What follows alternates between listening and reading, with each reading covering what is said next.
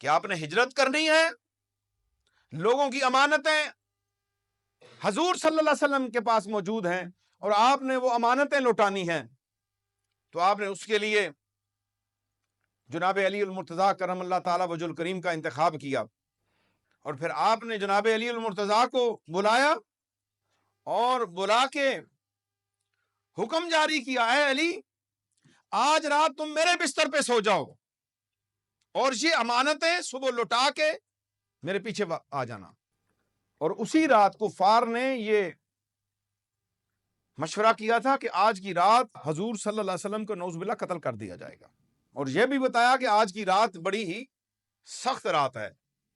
لیکن مولا کائنات حضور صلی اللہ علیہ وسلم کے بستر پہ آرام فرما رہے ہیں۔ بعد میں کسی نے پوچھا،